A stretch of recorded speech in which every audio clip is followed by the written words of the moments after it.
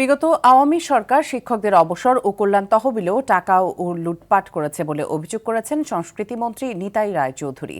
বলেন, 18 বছর ধরে লুটপাট করে লক্ষ কোটি টাকা পাচার করেছে ফ্যাসিবাদী সরকার।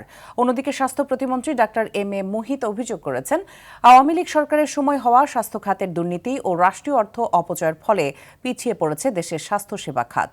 প্রতিনিধিদের পাঠানো তথ্যচিত্রে আরও জানাচ্ছেন সুলাইমান কবির। সকালে মাগুরা জেলা অডিটোরিয়ামে অসচ্ছল মেধাবী শিক্ষার্থীদের মাঝে শিক্ষাবৃত্তির চেক এবং বিভিন্ন সাংস্কৃতিক প্রতিষ্ঠানের মাঝে বাদ্যযন্ত্র অনুকূলে বিশেষ বরাদ্দের চেক বিতরণ অনুষ্ঠানে অংশ নেন সংস্কৃতিমন্ত্রী নিতাই রায় চৌধুরী।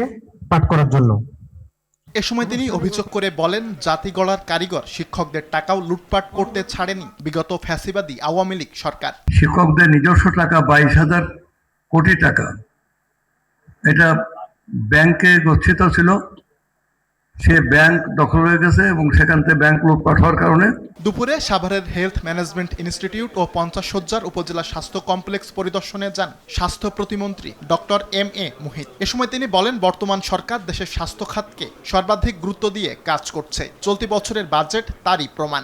প্রতিনিয়ত চেষ্টা করছি যে স্বাস্থ্য ব্যবস্থায় একটা যে পরিবর্তন আসা দরকার, যেন সাধারণ মানুষের দোরগোড়ায় স্বাস্থ্যসেবাটা পৌঁছে যায়, এবং সেই অঙ্গীকার থেকেই আমাদের বাজেটে বাংলাদেশের ইতিহাসের সর্বোচ্চ পরিমাণ স্বাস্থ্য খাতে এবছর বাজেট ঘোষণা করা হয়েছে। অন্যদিকে পঞ্চগড় সদর হাসপাতালের ব্যবস্থাপনা কমিটির সঙ্গে মতবিনিময় সভা করেন পানি সম্পদ প্রতিমন্ত্রী ফরহাদ হোসেন আজাদ। এ সময় সরকারি হাসপাতালে সেবা নিতে আসা রোগীদের সব ধরনের বৈষম্য দূর করার প্রতিশ্রুতি দেন তিনি। হাসপাতালের চিকিৎসা সেবা পাওয়ার ক্ষেত্রে যত রকম বাধা, যত রকম বৈষম্য, যত রকম প্রয়াস হোক না কেন, সেই প্রভাবশালী সমস্ত রাজনীতিবিদদের সহযোগিতায়, প্রশাসনের সহযোগিতায় সেটা আমরা নির্মূল করবই।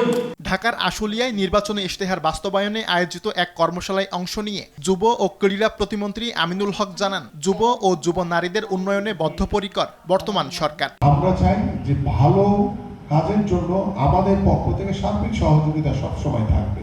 এদিকে যশোরের অবসরপ্রাপ্ত শিক্ষক কর্মচারীদের অবসর ও কল্যাণ তহবিলের টাকা বিতরণ অনুষ্ঠানে ভার্চুয়ালি যোগ দিয়ে বিদ্যুৎ, জ্বালানি ও খনিজ সম্পদ প্রতিমন্ত্রী অনিন্দ ইসলাম অমিত বলেন, শিক্ষকদের দীর্ঘদিনের বঞ্চনা ও বৈষম্য ঘোচাতে কাজ করছেন প্রধানমন্ত্রী তারেক রহমান। আমরা তাই এই শিক্ষকদেরকে একটি সচ্ছল জীবন দিতে চাই এবং তাদেরকেও আমরা প্রশিক্ষিত করতে চাই, যাতে করে তারা শিক্ষার্থীদেরকে যথাযথভাবে তৈরি করতে পারে।